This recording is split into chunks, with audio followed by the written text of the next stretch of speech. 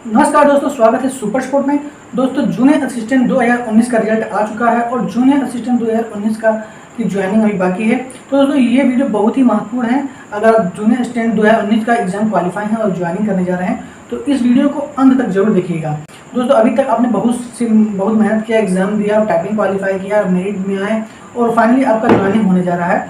तो ये वीडियो इसलिए महत्वपूर्ण है कि आप जो मैं ये वीडियो महत्वपूर्ण बातें बताऊँगा उसके माध्यम से आप कैसे जल्दी क्या आपको जानना जरूरी है जिससे आप अपनी नौकरी में हरदम वरिष्ठ रहें, यानी कि हरदम सीनियर लिस्ट में आप आगे आ जाएं।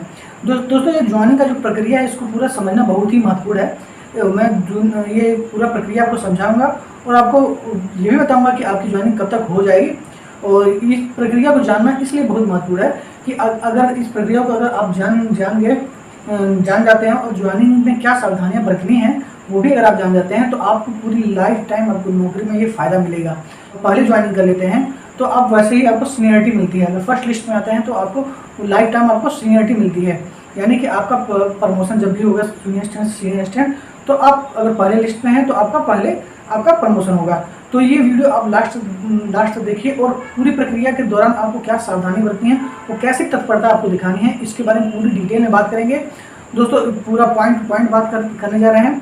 तो चलिए, अब बोर्ड के माध्यम से नहीं समझाएंगे क्योंकि बोर्ड के माध्यम से बहुत सारा लिखना पड़ेगा मुझे।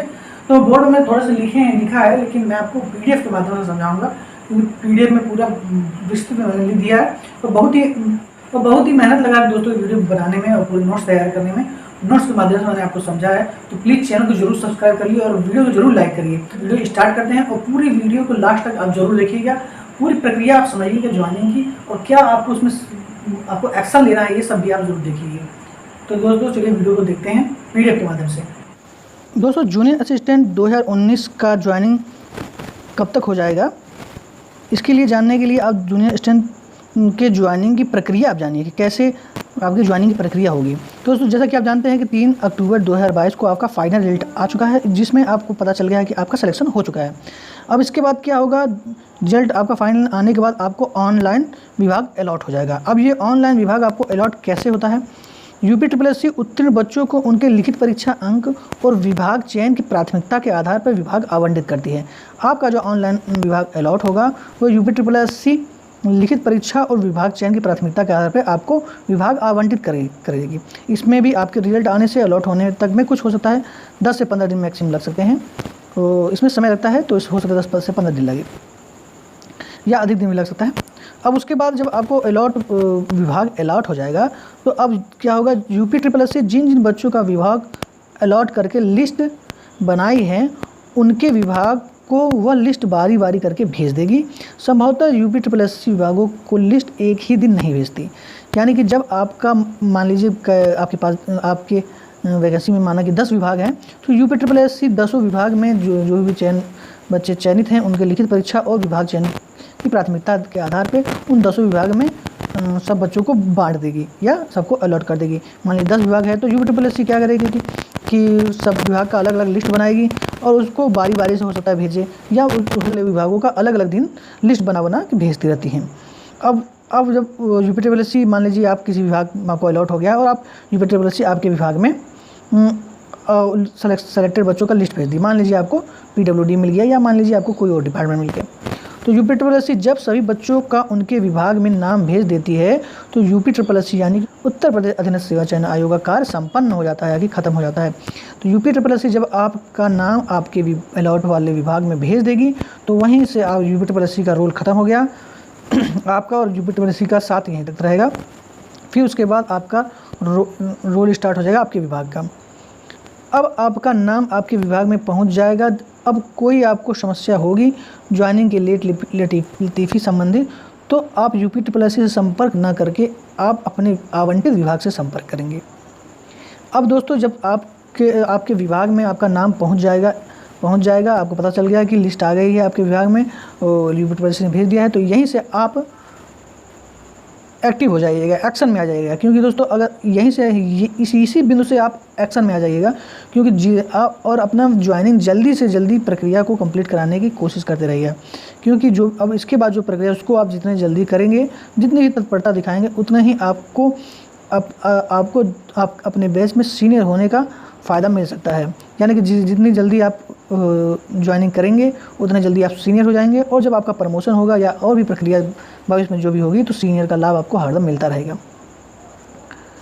अब उसके बाद क्या होगा, जब विभाग आपका पुलिस वेरिफिकेशन कराने के लिए आपके ज़िले के वरिष्ठ पुलिस अधीक्षक यानी कि पुलिस अधीक्षक या एसपी ऑफिस में आपका नाम, इसके लिए विभाग आपके ज़िले के एसपी ऑफिस यानी कि वरिष्ठ पुलिस अधीक्षक कार्यालय में आपका नाम भेजेगी।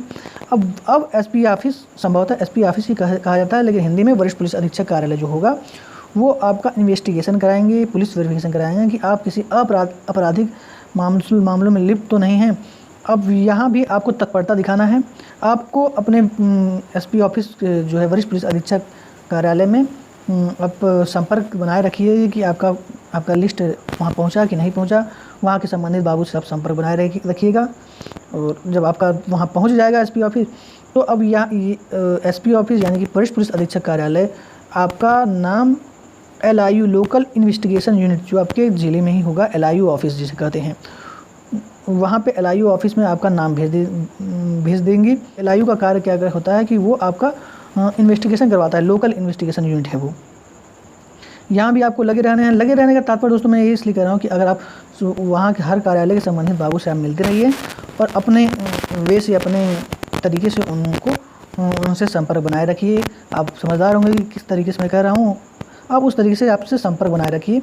और अगर आप जितने अच्छे तरीके से संपर्क बनाएंगे वहाँ के क्लर्क से, वहाँ के बाबू से, और जो भी वहाँ से जो आपके जो संबंधित फाइल डील करता होगा, तो आपका प्रक्रिया उतना ही तेज़ रहेगा। उसके लिए आप समझ सकते हैं किस माध्यम से ज़्यादा आपके लिए लाभकारी होगा।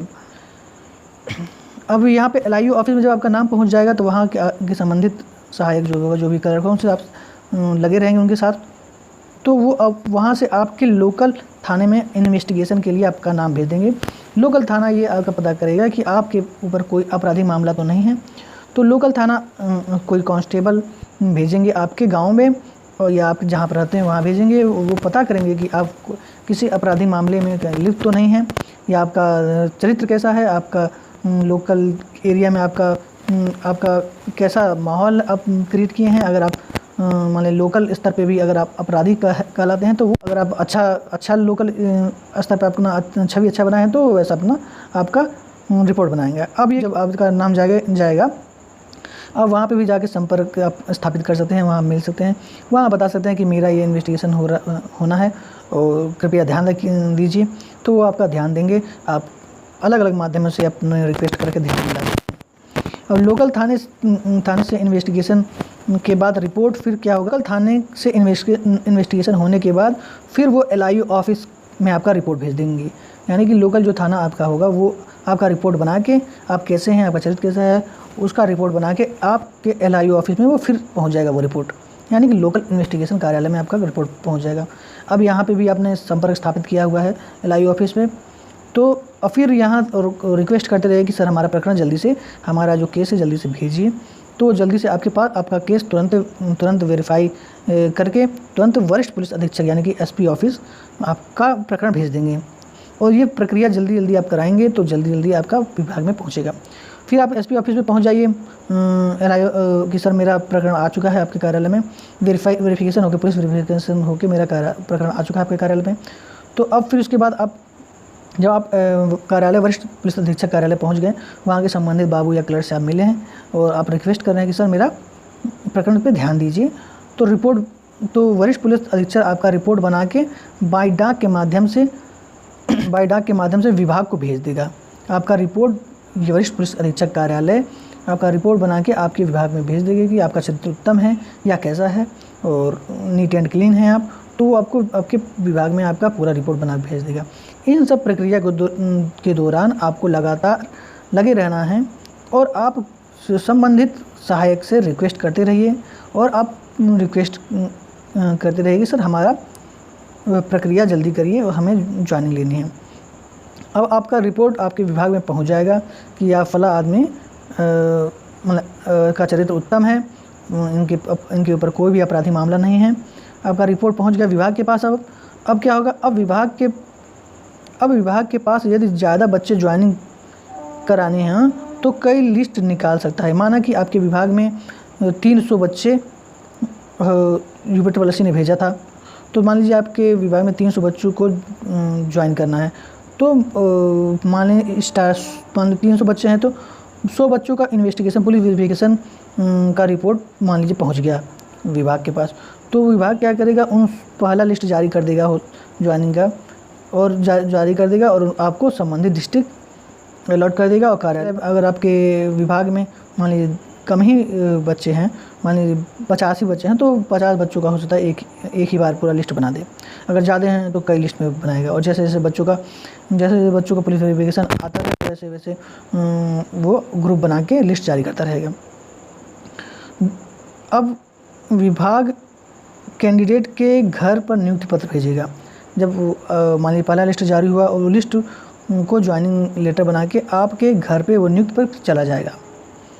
और अब नियुक्ति पत्र आपके घर पहुंच गया।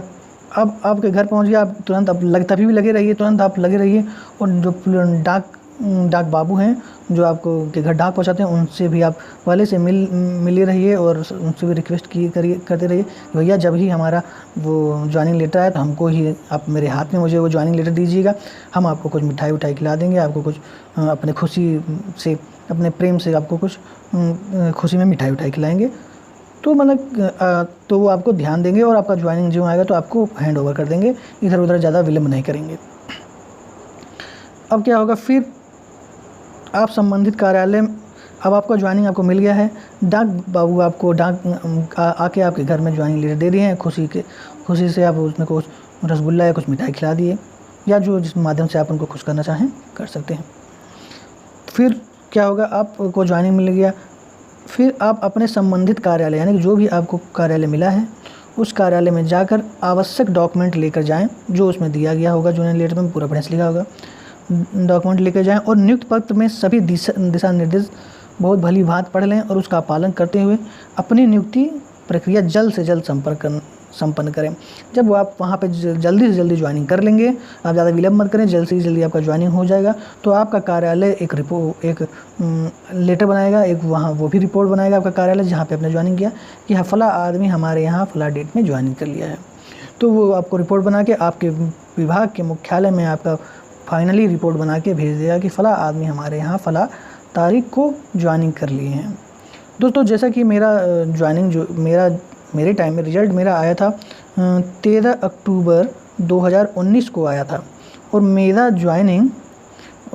ज्वाइनिंग दोस्तों मार्च 2019 में हुआ, यानी अक्टूबर से मार्च लग गया मेरा, मतलब 5 मंथ्स मेरा लग गया, और 5 मंथ लग गया। और मैं बहुत ही तेज़ी से प्रक्रिया पे अपने लगा हुआ था, और जहाँ भी मेरी प्रक्रिया जाती थी मैं वहाँ पे लगा रहता था। और उस टाइम आचार संहिता लगने वाला था, तो इसलिए मैं और भी सोचता था कि आचार संहिता मेरा ज्वाइनिंग ना फंस जाए। और जिन बच्चों ने शिथिलता दिखाई उनका मार्च महीना होकर जुलाई में हुआ, यानी कि 3 महीना लगभग विलम्ब उनका हो गया।